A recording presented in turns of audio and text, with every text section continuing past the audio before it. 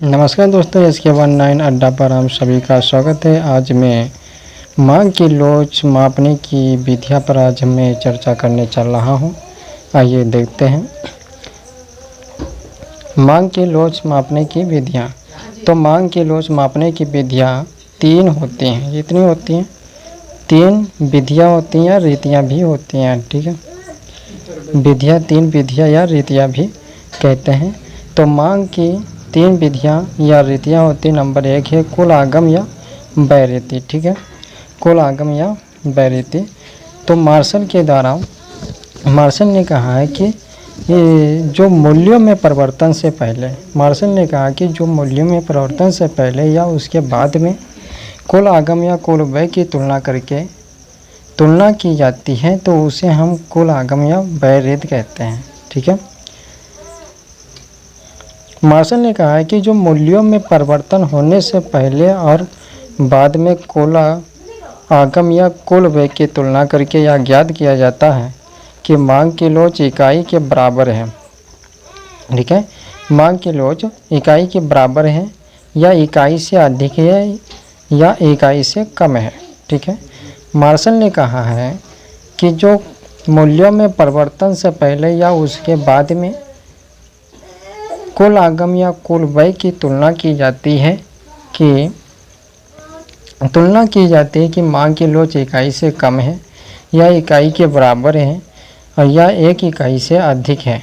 ठीक है, या एक इकाई से अधिक है। किसने कहा? मार्शल ने कहा है।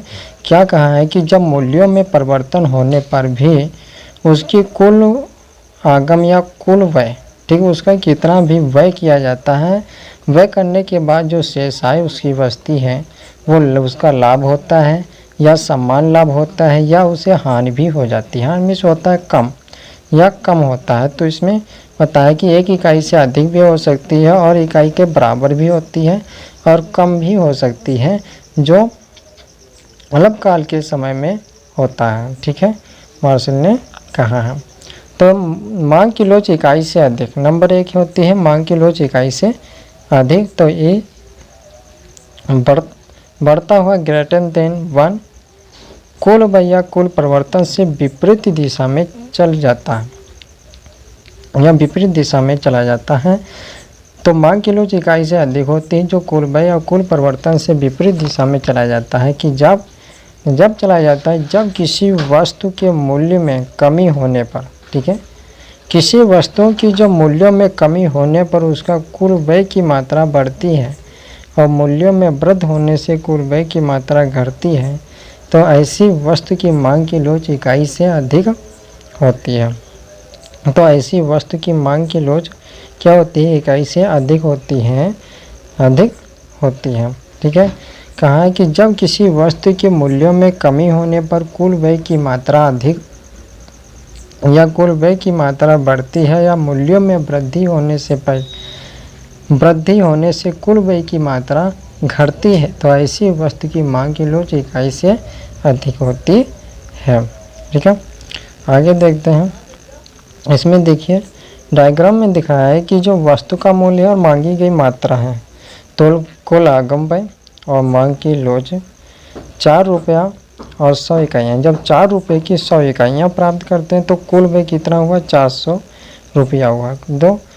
100 इकाइयों को प्राप्त करने के बदले में कितने कुल व्यय करना पड़ेगा? तो 400 रुपया व्यय करना पड़ेगा इकाइयों को प्राप्त करने के लिए। तो इकाई से अधिक है। वही वस्तु घटकर 4 रुपये से घटकर 2 रुपया प्रति वस्तु हो जाती है। 2 रुपया प्रति वस्तु हो जाती है। तो 300 इकाइयों को खरीदने के लिए, तो यहाँ पर 100 इकाइयाँ खरीदी थी, अब 2 रुपये की वस्तु की मूल्य घट जाता है तो 300 इकाइयाँ हैं। तो यहाँ पर कुल व्यय कितना व्यय करना पड़ेगा? 600 रुपया व्यय करना पड़ेगा। ठीक है कि जब इसमें कहा है कि जब वस्तुओं के मूल्यों में परिवर्तन होने पर तो मांगी गई मात्रा में भी परिवर्तन होगा और मांग की लोच इकाई से अधिक होगी। जब वस्तुओं का मूल्य घटेगा तो मांग की मात्रा बढ़ेगी और कुल व्यय भी बढ़ेगा। तो कुल व्यय की मात्रा बढ़ेगी और मांगी गई मात्रा की इकाइयाँ बढ़ेगी तो मांग की लोच इकाई से अधिक होगी। ठीक है, तो दूसरा है नंबर 2 है मांग की लोच इकाई से कम। मांग की लोच 1 इकाई से कम, तो E = 1 है, E = 1 है। तो मूल्यों में परिवर्तन होने पर कुल व्यय अप्रभावित रहता है। मूल्यों में परिवर्तन होने पर कुल व्यय अप्रभावित रहता है। जब रहता है कि जब किसी वस्तु के मूल्य में परिवर्तन, कमी या वृद्धि होने पर भी कुल व्यय की मात्रा अस्थिर रहती है, तब मांग की लोच इकाई के बराबर कही जाती है। ठीक है, क्या कहा कि जब किसी वस्तु के मूल्यों में परिवर्तन या कमी या वृद्धि होने पर, जब किसी वस्तु के मूल्य में परिवर्तन होने पर कुल व्यय की मात्रा अस्थिर रहती है, कुल व्यय की मात्रा अस्थिर रहती है, तो तब मांग की लोच इकाई के बराबर होती है। जब मूल्यों में परिवर्तन होता है तो कुल व्यय की मात्रा स्थिर रहती है। मूल्यों में परिवर्तन होता है लेकिन मांग की मात्रा, व्यय की मात्रा क्या होती है, स्थिर होती है, तो इस इकाई को इकाई के बराबर कही जाती है। आगे देखते हैं, देखिए कहाँ है आगे। इसमें कहा है कि जो वस्तु का मूल्य 4 रुपया है, तो वस्तु का मूल्य 4 रुपया है, तो मांगी गई मात्रा 100 इकाइयाँ हैं और कुल व्यय कितना करना पड़ेगा, 400 इकाई कुल व्यय करना पड़ेगा, तो मांग की लोच इकाई से अधिक होगी। और जब 2 रुपया मांग वस्तु का मूल्य घटकर 2 रुपया हो जाता है, तो यहाँ पर मांग की मात्रा क्या हो जाती है, 200 इकाई हो जाती है। ठीक है, मांग की मात्रा 1 इकाई क्या हो जाती है, बढ़ जाती है, तो 200 इकाइयों को प्राप्त करेगा, तो कुल व्यय कितना होगा, 200 रुपया ही होगा। तो यहाँ पर कुल व्यय स्थिर है, तो यहाँ पर क्या है, दोनों सेम है, तो कुल व्यय कितना हुआ, स्थिर है ना, स्थिर है। तो जब कुल व्यय स्थिर है तो मांग की लोच इकाई के बराबर होती है। ठीक है, मांग की लोच इकाई के बराबर होती है। अगला देखिए नंबर 3 है मांग की लोच इकाई से अधिक या इकाई से कम। तो मांग की लोच इकाई से कम, एक >1 है, तो कुल व्यय उसी दिशा में चला जाता है कि जिस दिशा में मूल्य परिवर्तन, जब किसी वस्तु के मूल्य में कमी होने पर कुल व्यय की मात्रा में कमी होती है, तो मूल्यों में वृद्धि होने पर कुल व्यय की मात्रा में वृद्धि हो जाती है, तब मांग की लोच इकाई से कम कही जाती है।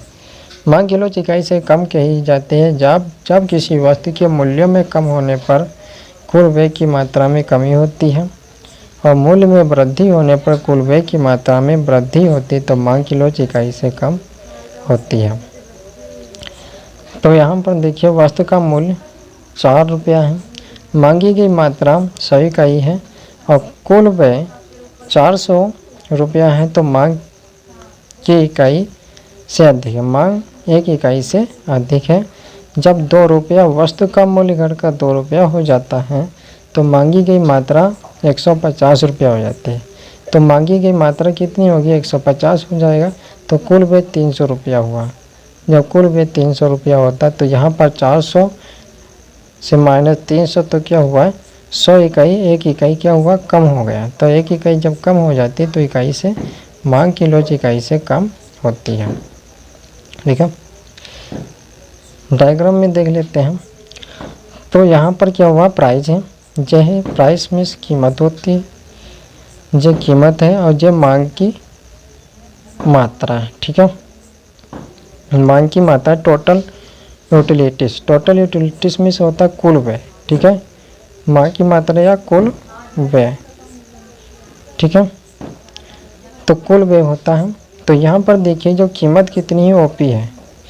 जब कीमत OP1 है, अब यहाँ से देखिए कीमत कितनी OP1 है ना, तो मांग की मात्रा क्या आता है, जो मांग की मात्रा है टोटल यूटिलिटी है, जो कुल व्यय है, तो E>1 इकाई से अधिक होती है। तो इकाई से क्या होगी, अधिक होगी ना, तो इकाई से अधिक होती है। ठीक है, तो इसे गणित सूत्र के अंतर्गत E>1 होता है, इकाई से अधिक।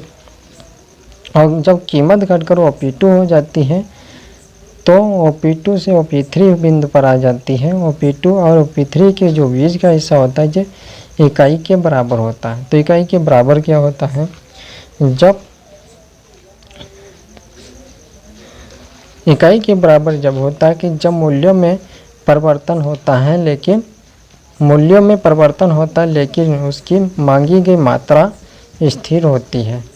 कुल व्यय, मूल्यों में परिवर्तन होता है लेकिन उसकी कुल व्यय की मात्रा स्थिर होती है, तो इसे हम इकाई के बराबर कहते हैं। ठीक है, तो इकाई के बराबर है। उसके बाद OP3 से कटकर OP4 हो जाती है, तो इकाई से कम हो जाती है। एक इकाई से कम मैंने अभी समझाया था कि 400 इकाई है। जब 4 रुपये की इकाई खरीदेंगे तो यहाँ पर कितनी हो, 400 रुपये करना पड़ेगा। और जब 2 रुपया हो जाती है तो यहाँ पर 150 खरीदते हैं। 150 को 300 रुपये करना पड़ेगा और 400 में से 300 माइनस करेंगे, एक इकाई क्या हो जाएगा, कम हो जाएगा। जब कम हो जाता है तो इसे हम क्या कहते हैं, कुल व्यय कहते हैं, इकाई से कम कहते हैं। ठीक है, इकाई से कम कहते हैं।